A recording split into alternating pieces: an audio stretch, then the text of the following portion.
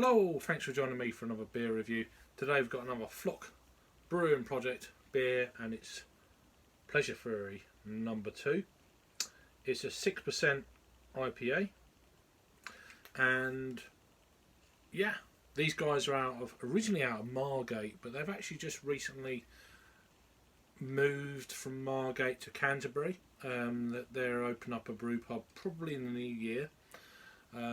So yeah, do look out for them. They're actually starting to bang out a lot of beers at the moment. Contract brewed for different breweries. This one was actually contract brews at Full Circle up in Newcastle, incidentally. So Pleasure Theory number 2. For our second in the series, exploring brewing techniques.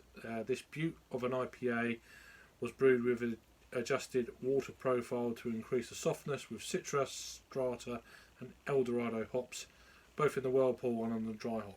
So there you go, 6% as I've already said. So what we've got in this then, so yeast, hops, which we've gone through, malted barley, wheat and oats, contains gluten. Okay, so best before, see base of can. Best before the 20th of March of 2022. Goal number 182. I actually got this part of. They're doing a really great thing at the moment, where more for food banks and stuff like that, which is really great. Tin for a tinny. You probably heard about it on social media recently. So yeah, I think it was 4 tins or items for 1 can you get. So I went ahead and just got I think I'll give them 9 cans.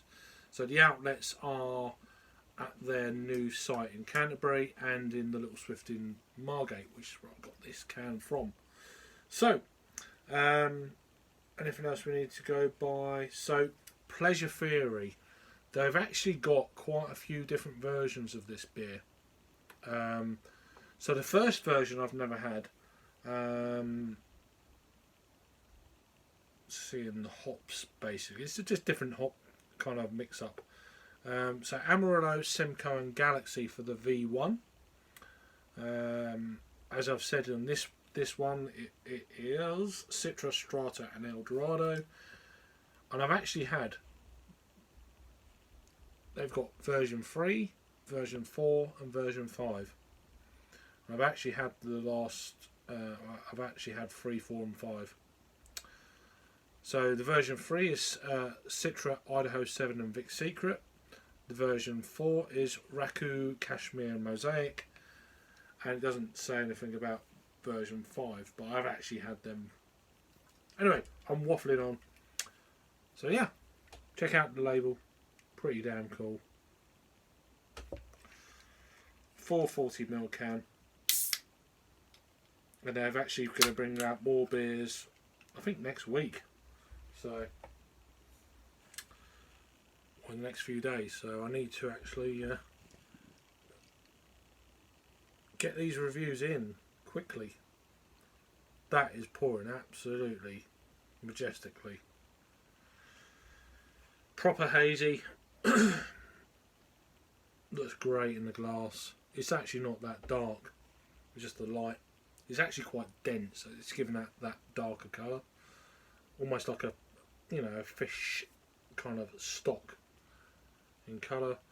Slightly off white head, like slightly tinged kind of yellow, but yeah, half a finger. There we go. Swirl on a stiff then. Wow. Oniony, garlicky, straight off the bat. A nice kind of mellow mango.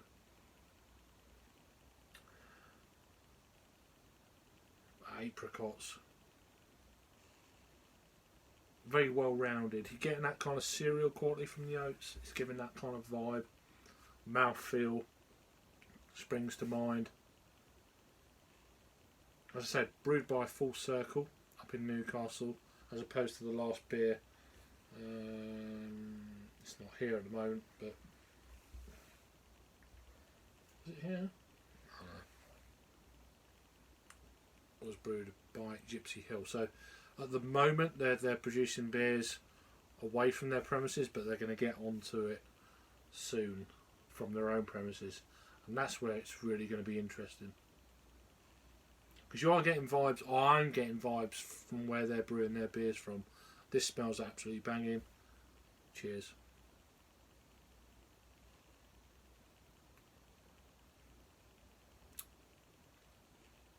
Yeah. Definitely got that kind of chicken stock kind of feel to it. It's quite dense. Body wise, the upper end of a medium. No hint of the ABV. At, was it 6%? Can't remember now. Yeah, 6%. No hint of that.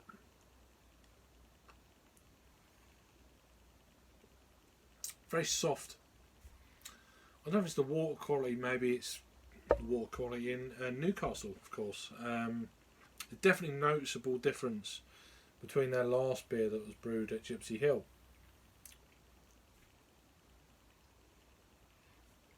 A lot more soft, not quite so harsh. A lot less kind of malt character into it. I felt that it was quite a maltier beer in the beer that they had previous. But you're going to get little subtle differences being brewed at different breweries. This is definitely on the full circle kind of beers that I've had in the past. It's got a lot more of that kind of elements of water quality, etc. in the brewing process. It's coming through in this beer. This is why I'm really looking forward to seeing what these guys do when they've got their own premises on their own brew kit and establish themselves. That's a Floc beer going forward.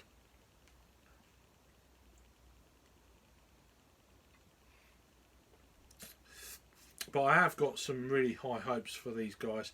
I didn't have too much of their stuff when I had a really small kit in Margate.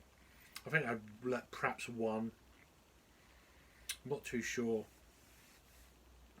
But I'm looking forward to that day when they actually have, their own beers, their own premises on tap, etc. You get more of an idea of the brewery then. At the moment, it's a bit here, there, and everywhere. In my own humble opinion. But I've always enjoyed what they've done, and I think this is definitely a brewery in the future that you need to look out for. Not just saying it because it's local, blah blah blah. But they've really hit the ground running, I feel. Whether it's, I think personally it's through their brewing. I know that they've got a lot of contacts in the brewing industry as well. That they're helping them along. Howling Hops, Gypsy Hill, and these guys up at Full Circle. But yeah, overall, a very easy drinking beer, very nice, very laid back kind of beer. Not think you're drinking anything that, ABVs that you shouldn't really. And yeah, pleasure free version 2. Very nice indeed. So check them out. They're bringing out beers quite regularly at the moment. So yeah, all the links are down below. See you on the next one. Cheers.